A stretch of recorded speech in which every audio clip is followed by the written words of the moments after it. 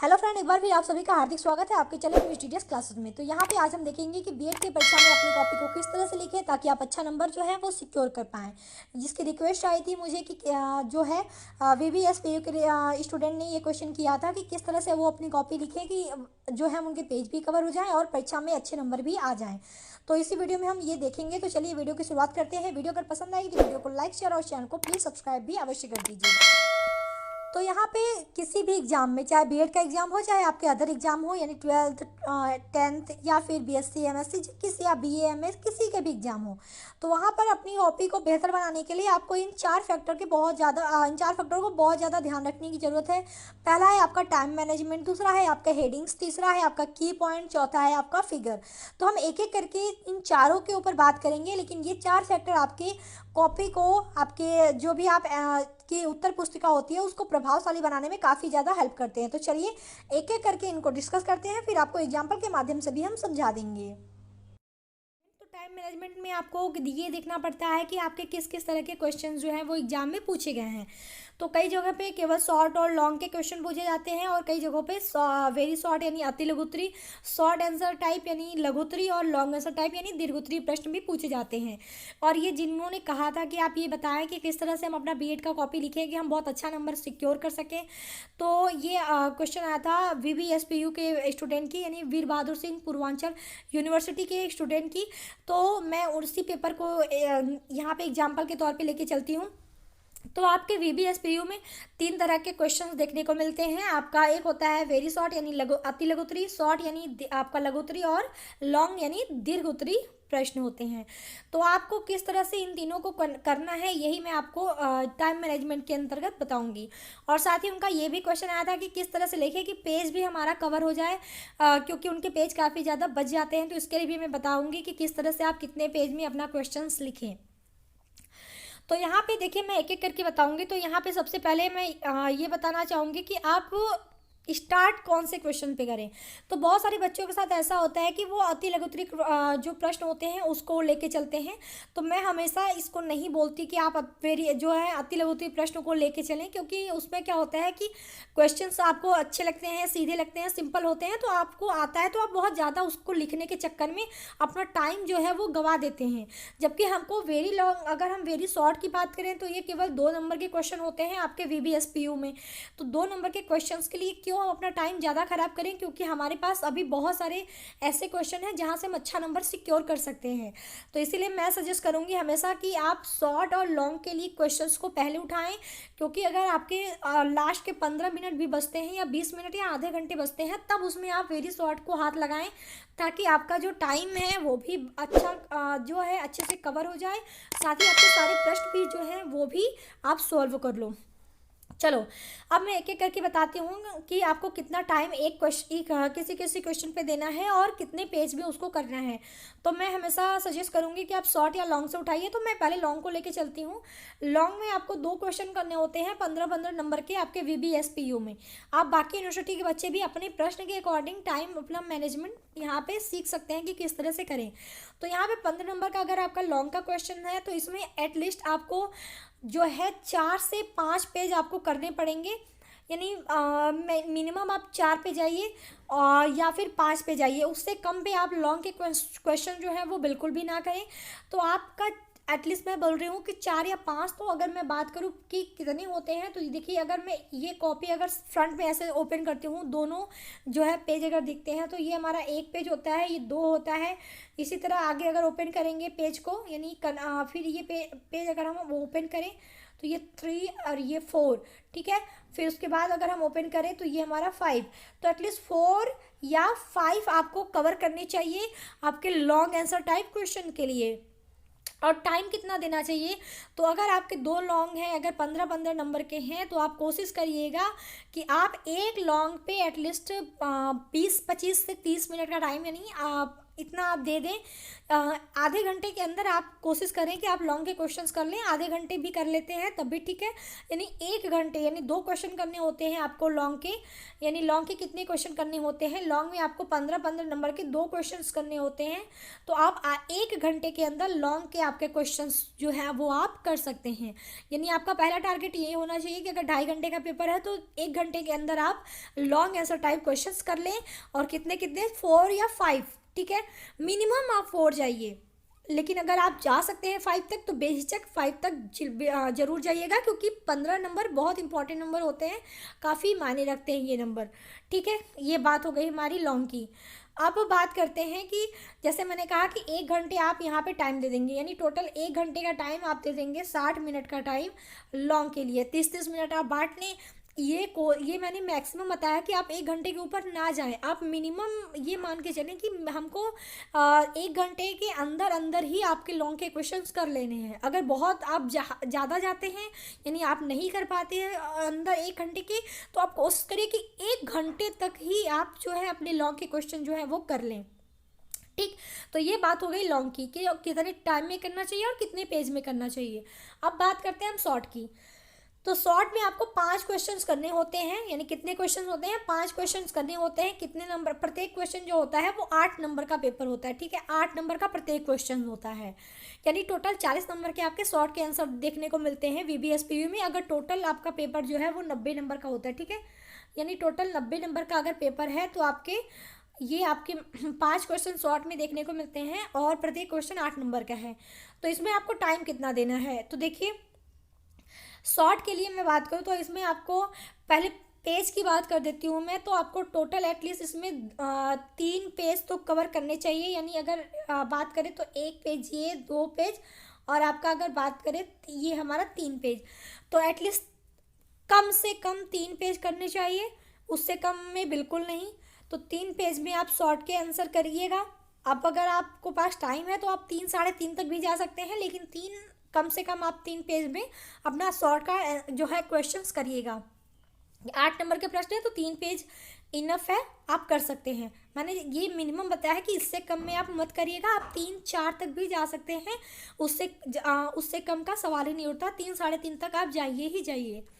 अब बात करते हैं टाइम क्या देंगे। तो यहाँ पे आपको कोशिश करनी है कि आप शॉर्ट में 1 घंटे का टाइम दें। ठीक है, 1 घंटे का टाइम दें अपने शॉर्ट के लिए। तो आपका जो है शॉर्ट में 5 क्वेश्चन है, तो आप 1 घंटे में टाइम को बांट लीजिए कि आप कितने कितने मिनट में कैसे कैसे करेंगे कि आपका टाइम जो है वो हो जाए। तो 60 मिनट है, तो आप कोशिश करिए किसी को 12 मिनट, 15 मिनट, 14 मिनट, किसी अपना मतलब टाइम मैनेजमेंट के हिसाब से और क्वेश्चन के हिसाब से ये आप बांट लीजिए कि किस में आप कितना जो है टाइम दे के 1 घंटे के अंदर अपने शॉर्ट के क्वेश्चन जो है वो कर लें। अगर नहीं हो पाता तो 1 घंटे 5 मिनट 10 मिनट भी आप दे सकते हैं। ठीक है, 1 घंटे 5 मिनट या 10 मिनट भी आप शॉर्ट को दे सकते हैं। बचेंगे केवल 20 मिनट, तो उस 20 मिनट पे आप वेरी शॉर्ट के क्वेश्चन कर लीजिएगा।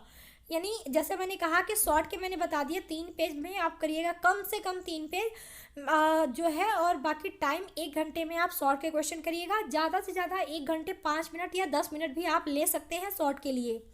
फिर जो बचा हुआ टाइम होता है, यानी जो भी आधा घंटा बच गया, 15 मिनट बच गया, 20 मिनट बच गया, उसमें आप वेरी शॉर्ट के क्वेश्चंस करिए, क्योंकि ये क्वेश्चन जो होते हैं वो 2 नंबर के होते हैं। ठीक है, तो 2 नंबर के क्वेश्चन को आप बहुत डिटेल में मत लिखिए, क्योंकि आप बहुत डिटेल में लिख देंगे आपको मिलेंगे केवल 2 ही नंबर, तो क्या मतलब रह गया इसका। और 2 नंबर आपको पूरा मिला ना मिला आप क्या जानते हैं, इस बात की गारंटी क्या है आपके पास। तो आप कोशिश करिएगा कि जो लास्ट के आधे घंटे बचे, ठीक है, आधे घंटे बचे या लास्ट के आपके 20 मिनट बचे, उसी में आपको जो है वो आपके very short answer type questions को, यानी अति लघुत्तम प्रश्नों को करना है। तो ये अब बात करें, ये मैंने बता दिया कि टाइम क्या है। अब बात करते हैं पेज की। तो यहाँ पे जैसे मैंने कहा कि अगर मैं ये 1 पेज की बात करूँ, ठीक है, अगर ये 1 पेज की बात करूँ, इसको मैं पूरा बना देती हूँ, ओपन में बना देती हूँ कि ये हमारा 1 पेज है। अगर आपके पास कॉपी बच जाती है, यानी आपके पास पन्ने बच जाते हैं, पेज बच जाते हैं पेपर में, तो आप क्वेश्चन 1 को 1 पेज में कर सकते हैं, क्वेश्चन 2 को 1 पेज में कर सकते हैं, इस तरह कर सकते हैं। अगर आपके पास पेज नहीं बचे हैं, क्योंकि वो एग्जाम में जो कॉपी मिलती है उसके अकॉर्डिंग आप देखिएगा कि अगर पेज बच जाती है तो ठीक है, आप इस तरह से 1-1 पेज में 1-1 क्वेश्चन कर सकते हैं। बाई चांस अगर आपका पेज ना बचे, क्योंकि मैंने सबसे पहले कहा था कि आप पेज जरूर ध्यान दीजिएगा, पेज निकाल लीजिएगा उतना कि हमको इस पेज में इतना करना है। अगर आपके पास पेज नहीं बचा तब क्या करेंगे, तो अगर आपका ये है तो आप कोशिश करिएगा कि अगर पेज ना बचे तो इस तरह से डिवाइड कर लीजिएगा, एक क्वेश्चन नंबर 1 यहाँ, क्वेश्चन नंबर 2 यहाँ, क्वेश्चन नंबर 3 यहाँ, क्वेश्चन नंबर 4 यहाँ, इस तरह से भी कर सकते हैं। समझ में आई बात? ये तब के लिए है जब आपके पास पेज ना बचे, यानी एक पेज में आप 2 क्वेश्चंस कर सकते हैं। ये कंडीशन तब के लिए है जब आपके पास पेज ना बचे। अगर आपके पास पेज है तो आप एक पेज में एक क्वेश्चन जरूर करिएगा, ठीक है। मैं पन्ना नहीं कह रही हूँ, मैं पेज कह रही हूँ। पन्ना वो होता है अगल बगल दोनों साइड, यानी एक अगर हम एक पन्ना पकड़ रहे हैं तो उसके एक साइड में एक पेज होता है, दूसरे साइड में दूसरा पेज होता है, तो एक पन्ने में 2 पेज होता है। तो यहाँ मैं केवल एक पेज की बात कर रही हूँ, पन्ने की बात नहीं कर रही हूँ, ठीक है। तो ये हो गया आपका टाइम मैनेजमेंट कि आप कितने क्वेश्चन पे कितना टाइम देंगे और कितने पेज में उस क्वेश्चंस को करेंगे। इससे आपकी कॉपी भी जो है वो भर जाएगी, साथ ही आप नंबर भी अच्छा सिक्योर कर पाएंगे और आपका टाइम मैनेजमेंट बहुत बेहतरीन हो पाएगा, ठीक है। तो ये हमारा पहला फैक्टर था टाइम मैनेजमेंट, जो कि मैंने आपको बता दिया। चलिए अब आगे वाले फैक्टर पे चलते हैं। हमारा दूसरा फैक्टर काम करता है हेडिंग का, यानी जब भी आप कोई क्वेश्चन लिखें तो उसमें ये जरूर ध्यान दें कि हमारी हेडिंग क्या है, यानी हेडिंग बहुत ज़्यादा इंपॉर्टेंट है। जैसे आप कोई क्वेश्चंस कर रहे हैं तो उसकी हेडिंग पहले आप ये लिखिए कि उसकी हेडिंग कितनी है, और हेडिंग को आप किस तरह लिखेंगे उसको आपके एग्जाम में आपके पास ब्लू पेन होता है, ब्लैक पेन होता है, इसके अलावा आपके पास स्केच होता है, ब्लैक स्केच आप लोग यूज करते हैं। तो हेडिंग को हमेशा डार्क करिए, थोड़ा सा मोटा करिए, या फिर अगर हम ब्लैक पेन से लिख रहे हैं तो उसके नीचे अंडरलाइन करिए। तो हेडिंग को आप लोग जरूर ध्यान दीजिएगा, क्योंकि हेडिंग बहुत ज़्यादा इंपॉर्टेंट होता है किसी भी एग्जाम में कोई। और हमेशा एक चीज़ का ध्यान जरूर रखिएगा कि जब आप कॉपी लिखें तो कहानी मत लिखें, मतलब ऐसा नहीं कि एक पैराग्राफ में पूरी की पूरी, यानी पूरा ऐसे ऐसे ऐसे ऐसे पूरा लिखते जाएं एक पूरा कहानी की तरह। इससे क्या होता है ना कि एग्जामिनर आपका जो, अगर आपने बेहतर भी लिखा होता है तो वो उतना पढ़ता नहीं, उसका ध्यान उतना जाता नहीं, उसे लगता है कि पूरी कहानी ऐसे लिखी हुई है, तो वो अपने उसके अकॉर्डिंग ही नंबर दे देता है। तो यहाँ पे नंबर जो है आप बहुत अच्छा सिक्योर नहीं कर पाते। तो उसके लिए आपको ध्यान देना पड़ेगा कि आप हेडिंग का ध्यान रखिए। जैसे आपने कोई यहाँ पे जैसे हेडिंग मैंने रखा यहाँ पे हेडिंग आपने डाल ली, उसके नीचे ऐसे अंडरलाइन कर लिया, ठीक है। चाहे आप जो है ब्लैक स्केच से अंडरलाइन कर लें, अगर आप ब्लैक पेन से लिख रहे हैं तो ब्लैक स्केच से अंडरलाइन करें। मैं नहीं बोलूँगी कि आप ब्लैक स्केच से ही हेडिंग लिखें, उससे क्या होता है टाइम भी थोड़ा ज़्यादा आपका लग जाता है, और साथ में थोड़ा सा बहुत ज़्यादा मोटा हो जाता है, स्केच हो सकता है बहुत पतला ना हो, मोटा हो, तब भी दिक्कत हो जाती है। तो आप लिखिए ब्लैक पेन से, लेकिन आप जो अंडरलाइन कर रहे हैं वो थोड़ा सा मोटा कर दें, यानी डार्क कर दे। इस तरह से आप लिख के हेडिंग वाइज, जैसे दूसरा हेडिंग दे दिया हमने, फिर इसको लिखा, फिर नीचे अंडरलाइन देके फिर लिखा, तो इस तरह से आप लिख सकते हैं। तो हेडिंग बहुत ज़्यादा इंपॉर्टेंट होता है किसी भी एग्जाम में। हेडिंग से क्या होता है, एग्जामिनर अगर आप हेडिंग के अंतर्गत कुछ लिखते हैं तो एग्जामिनर उसको भले ना पढ़े, अगर वो हेडिंग आपकी देख लिया कि हेडिंग बच्चे ने अच्छी लिखी है तो उसको ये लगता है कि बच्चा काफ़ी पढ़ा हुआ है और ये इन चीज़ों को जानता है, तो बहुत ज़्यादा डिटेल में वो नहीं जाता, फिर आपको वो अच्छा नंबर भी दे देता है। तो ये फैक्टर बहुत ज़्यादा इंपॉर्टेंट है।